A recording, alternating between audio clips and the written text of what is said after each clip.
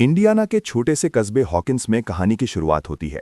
एक सरकारी प्रयोगशाला में कुछ रहस्यमयी और खतरनाक होता है, जहां से एक अजीब सी प्राणी आजाद हो जाती है। उसी रात 12 साल का विल बायर्स अपने दोस्तों के साथ गेम खेलकर घर लौट रहा होता है, जब उसे जंगल के पास किसी अनदेखी ताकत का सामना करना पड़ता है और वो अचानक गायब हो जाता है। विल के दोस्त माइक, लूकस और डस्टिन उसकी तलाश शुरू करते हैं, लेकिन उन्हें कुछ भी समझ नहीं आता। विल की मां जॉयस और पुलिस चीफ हॉपर भी उसकी गुमशुदगी की सच्चाई जानने की कोशिश करते हैं। इस बीच जंगल में एक अजीब लड़की मिलती है जिसका सिर मुंडा हुआ है और जिस पर 11 का टैटू बना है। माइक उसे अपने घर ले जाता है। ये लड़की बोलने में धीमी है, लेकिन उसके पास अजीब और शक्तिशाली क्षमताएं हैं जो कुछ बड़ा संकेत देती हैं। एपिसोड के अंत में साफ दिखने लगता है कि विल का गायब होना साधारण घटना नहीं है और हॉकिंस शहर में कुछ अलौकिक चल रहा है, जिससे जुड़ी है ये रहस्यमयी लड़की 11। माइक, लूकस और डस्टिन उस रहस्यमयी लड़की 11 को माइक के घर के बेसमेंट में छिपाते हैं। माइक समझ जाता है कि 11 सिर्फ डरी हुई नहीं है, वो किसी बड़ी समस्या से भाग कर आई है। वो बोलने में कमजोर है, लेकिन धीरे धीरे माइक को भरोसे में लेकर बताती है कि वो खतरे से भागी है और वो विल के बारे में कुछ जानती है। 11 को जब विल की फोटो दिखाई जाती है तो वो तुरंत पहचान की तरह प्रतिक्रिया देती है, जिससे लगता है कि उसे विल से जुड़ी कोई जानकारी है, लेकिन वो साफ साफ समझा नहीं पाती। उधर जॉयस, विल की मां, घर में अजीब घटनाओं का सामना करती है। लाइटें अपने आप झिलमिलाने लगती हैं, फोन में अजीब आवाजें सुनाई देती हैं और उसे ऐसा लगता है जैसे विल उससे किसी दूसरे स्थान से संपर्क कर रहा हो। हॉपर अपनी जांच आगे बढ़ाता है और समझता है कि स्थानीय लैब कुछ छुपा रही है, लेकिन कोई उसे सच नहीं बताता। स्कूल में नैन्सी अपनी दोस्त बार्ब के साथ पार्टी में जाती है, लेकिन बार्ब वहां अकेली महसूस करती है। बाद में बार्ब रहस्यमयी तरीके से गायब हो जाती है, जिससे ये साफ होता है कि हॉकिंस में कुछ बहुत खतरनाक बढ़ रहा है। एपिसोड के अंत में माइक और उसके दोस्त समझ जाते हैं कि 11 साधारण लड़की नहीं है, वो विल को खोजने में उनकी मदद कर सकती है। एपिसोड की शुरुआत बार्ब की स्थिति से होती है। वो एक अंधेरे, डरावने और चिपचिपे जैसी दुनिया में फंसी होती है, अदर वर्ल्ड जैसा स्थान जो बाद में अपसाइड डाउन कहलाता है। वहां उसे एक भयानक प्राणी का सामना करना पड़ता है। उधर जॉयस, विल की मां, और भी ज्यादा यकीन करने लगती है कि विल कहीं और से उससे संपर्क कर रहा है। उसके घर की लाइटें अपने आप झिलमिलाने लगती हैं, दीवार पर अजीब आवाजें आती हैं और वो दीवार पर रंग बिरंगी लाइट लगाकर विल से हाँ या ना में बात करने की कोशिश करती है। लाइट्स की झिलमिलाहट से पता चलता है कि वाकई कोई, शायद विल, वहां है, लेकिन किसी भयंकर चीज से घिरा हुआ। हॉपर, पुलिस चीफ, अपनी जांच में लैब से जुड़े संदिग्ध लोगों और फर्जी रिपोर्टों का पता लगाता है। उसे लगता है कि विल की गुमशुदगी के पीछे सरकारी रहस्य है। माइक, लूकस और डस्टिन 11 की मदद से विल को खोजने की कोशिश करते हैं। 11 उन्हें बताती है कि विल छिपा हुआ है, लेकिन उनके समझ में नहीं आता कि कहाँ। उसकी मानसिक शक्तियां और भी स्पष्ट होने लगती हैं। नैन्सी बार्ब के गायब होने से बहुत बेचैन हो जाती है। वो जंगल और घर के आसपास बार्ब को तलाशती है, लेकिन उसे कुछ नहीं मिलता, सिर्फ अंधेरा और डर।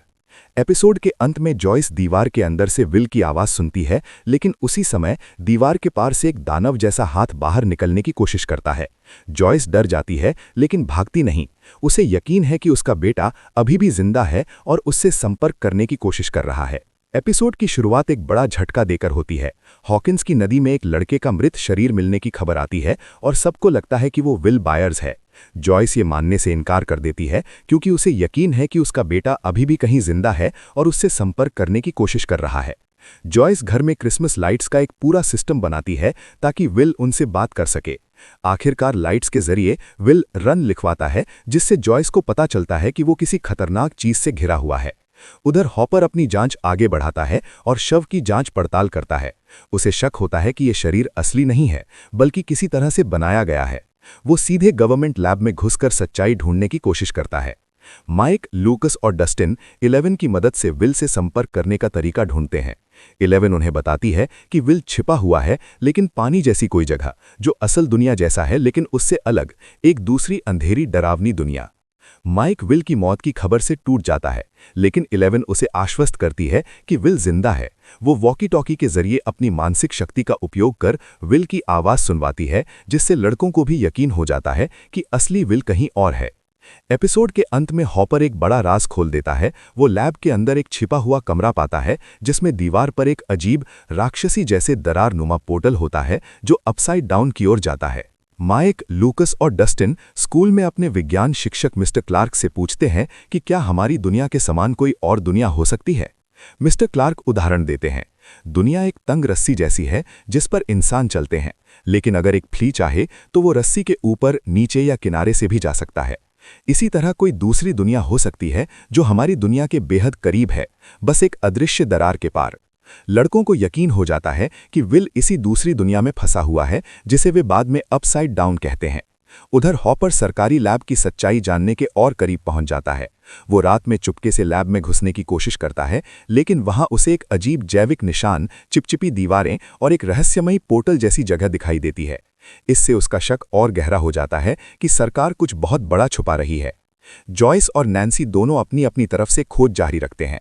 नैन्सी को जंगल में एक बड़ा सुराग मिलता है, पेड़ों पर अजीब निशान और बार्ब के गायब होने का प्रमाण जैसा कुछ। लूकस और माइक के बीच विवाद हो जाता है क्योंकि लूकस को 11 पर भरोसा नहीं होता। दूसरी तरफ माइक 11 को परिवार की तरह मानने लगता है। बहस इतनी बढ़ जाती है कि वो अलग हो जाते हैं। एपिसोड के अंत में नैन्सी जंगल में एक भयानक जीव डेमोगॉर्गन की झलक देखती है और एक गहरे छिद्रनुमा रास्ते में खिंच जाती है जहां उसे एक अंधेरी और डरावनी दुनिया का सामना करना पड़ता है। एपिसोड की शुरुआत नैन्सी से होती है, जो जंगल के अंदर उस अजीब दरार जैसे रास्ते में फंसी होती है, वही रास्ता जो अपसाइड डाउन की ओर जाता है। वहां उसे डेमोगॉर्गन का सामना करना पड़ता है, लेकिन वो किसी तरह वापस असली दुनिया में भाग निकलती है। जॉनथन उसकी मदद करता है और दोनों समझ जाते हैं कि ये सिर्फ कोई जानवर नहीं, बल्कि किसी दूसरी दुनिया का राक्षस है। उधर हॉपर, जिसने लैब की सच्चाई देखी थी, जॉयस के पास आता है और कहता है कि वो उसे पहले गलत समझता था, लेकिन अब उसे यकीन है कि विल जिंदा है और किसी दूसरी जगह फंसा हुआ है। दोनों मिलकर अपने अपने सुराग जोड़ने लगते हैं। माइक, 11 और डस्टिन स्कूल में होते हैं जब कुछ बड़े बच्चे, ट्रॉय और उसकी गैंग, उन्हें परेशान करते हैं। ट्रॉय डस्टिन को धमकी देता है और माइक को खतरनाक स्थिति में कूदने पर मजबूर कर देता है। उसी समय 11 अपनी शक्ति का उपयोग करती है और माइक को बचा लेती है, जिससे सबको समझ आता है कि वो बेहद शक्तिशाली है, लेकिन उसकी ताकत का उपयोग उसे शारीरिक रूप से कमजोर कर देता है। लूकस अकेले ही लैब की तरफ जाता है। वो दूरबीन से देखता है कि सरकारी एजेंट माइक के घर की निगरानी कर रहे हैं। वो तुरंत माइक को चेतावनी देता है। सरकारी लोग 11 को पकड़ना चाहते हैं। तीनों लड़के 11 के साथ भागते हैं, लेकिन एजेंट उन्हें घेर लेते हैं। तभी 11 अपनी पूरी शक्ति का उपयोग करती है और कई वाहनों को उलट देती है, जिससे सब जान जाते हैं कि उसकी ताकत सामान्य नहीं, बेहद खतरनाक और असाधारण है। हॉपर और जॉयस जॉनथन और नैन्सी के पास पहुंचते हैं, जहां दोनों उन्हें डेमोगॉर्गन और अपसाइड डाउन के अपने अनुभव बताते हैं। हॉपर यह समझ जाता है कि 11 ही विल तक पहुंचने की सबसे बड़ी कुंजी है। आखिरकार हॉपर और जॉयस लड़कों को ढूंढ लेते हैं और उन्हें सुरक्षित जगह पर ले जाते हैं। वे मिलकर एक योजना बनाते हैं। 11 को एक खास तरह का सेंसरी डेप्रिवेशन टैंक चाहिए, जिसमें वो अपनी शक्ति का उपयोग कर विल या बार्ब का पता लगा सके। वे स्कूल के जिम में एक बड़ा अस्थायी टैंक बनाते हैं, एक बच्चों का पूल, नमक और पानी की मदद से। 11 उसमें जाती है और अपसाइड डाउन तक मानसिक रूप से पहुंच जाती है। उसके भीतर जाते ही वो बार्ब की मौत देखती है और विल को एक टूटे हुए घर में छिपा हुआ पाती है, जो द अपसाइड डाउन का वर्जन है। विल बहुत कमजोर है पर अभी भी जिंदा है। 11 ठीक ठीक बताती है कि विल छिपा कहाँ है। बायर्स का घर, लेकिन दूसरा वाला, यानी अपसाइड डाउन में। एपिसोड के अंत में सरकारी वाले स्कूल को घेर लेते हैं और यह साफ हो जाता है कि सभी पर बहुत बड़ा खतरा मंडरा रहा है।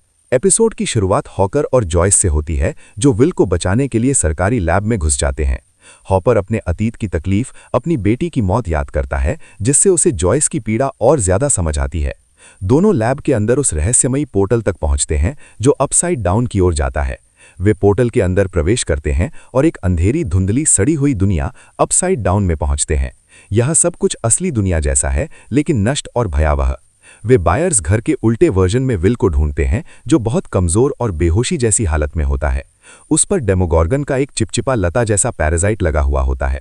हॉपर उसे खींचकर हटाता है और जॉयस उसे सांस दिलाती है। आखिरकार विल की सांसें वापस आने लगती हैं। दूसरी तरफ स्कूल में बाकी बच्चे, माइक, लूपस, डस्टिन और 11 सरकारी एजेंटों और डेमोगॉर्गन दोनों से घिरे होते हैं। एजेंट स्कूल में घुस आते हैं, लेकिन तभी डेमोगॉर्गन अचानक प्रकट होता है और वहां मौजूद कई एजेंटों को मार डालता है। बच्चे एक क्लासरूम में छिप जाते हैं। डेमोगॉर्गन उनके पास आ जाता है। उसी समय 11 आखिरी बार अपनी पूरी शक्ति का उपयोग करती है। वो डेमोगॉर्गन को पकड़ लेती है और उसे चूर चूर कर देती है, लेकिन इस ताकत के उपयोग के साथ वो खुद भी गायब होने लगती है। वो माइक से कहती है गुड बाय माइक, और फिर वो दानव के साथ ही गायब हो जाती है। उधर हॉपर और जॉयस विल को अस्पताल ले आते हैं। इलाज के बाद वो ठीक होने लगता है, लेकिन उसके अंदर कुछ गड़बड़ भी है। फाइनल दृश्य में दो महत्वपूर्ण बातें होती हैं।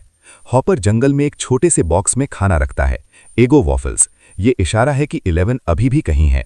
विल घर लौटता है, लेकिन बाथरूम में उसे अचानक खांसी आती है और वो एक छोटा चिपचिपा कीड़ा अपसाइड डाउन का जीव उलट देता है। एक पल के लिए उसे बाथरूम उल्टी दुनिया जैसा दिखता है, फिर सब सामान्य हो जाता है। ये दिखाता है कि अपसाइड डाउन अब भी विल से जुड़ा हुआ है। ऐसे ही और भी सच्ची घटनाएं सुनने के लिए हमारे चैनल को सब्सक्राइब करें।